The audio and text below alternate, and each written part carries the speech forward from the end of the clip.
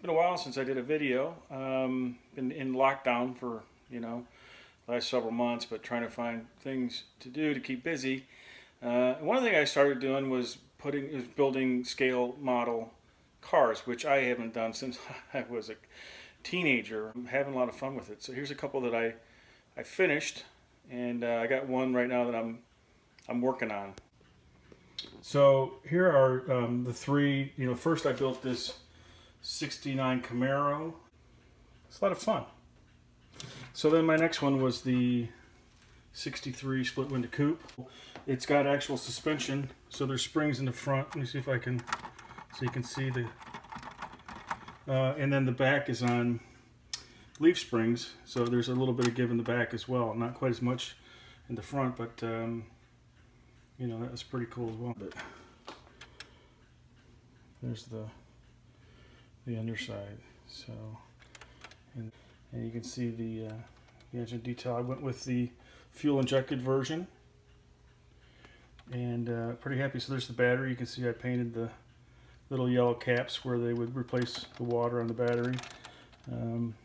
But anyhow, so that's, and then this 55 Nomad with the doors that open. So I don't know if you can see in the interior too much, but had some fun with this one. This is where I'm at with the 55 Bel Air.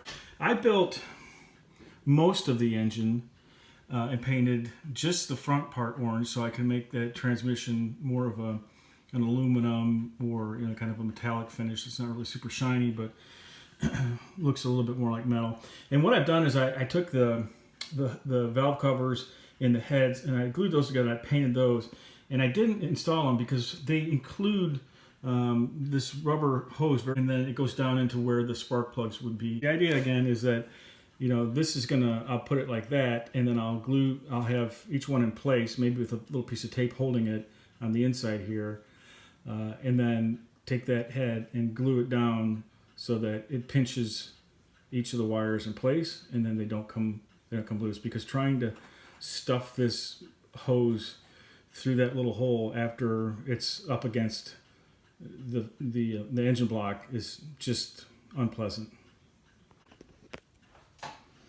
The first one's on. It looks like it's going to hold. I put some tape in there just to, hold it in place while the glue dries. But I had to pinch it down a bit to get it to marry up to the block. But those hoses, the spark plug wires, are stuck in there. I mean, they're really good. They're not coming out. So yeah, this is definitely, I think, a better way so far. The crossover pipe for the exhaust. And getting it to line up with the exhaust manifolds.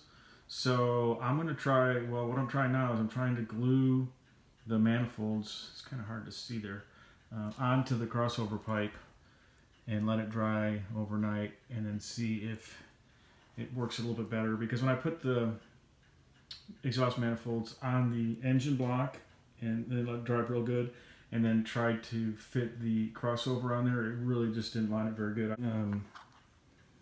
The heads and the valve covers on there, and you can see that the plug wires are trapped in there pretty good. And actually, I've just set the exhaust manifolds and the cross member are just in there, without any glue. So that actually worked out a lot better, gluing the cross member onto the exhaust manifolds, letting it dry overnight, and then slipping it over there, I think worked out a lot better. So I just need to touch up the paint on the cross member, or the crossover pipe.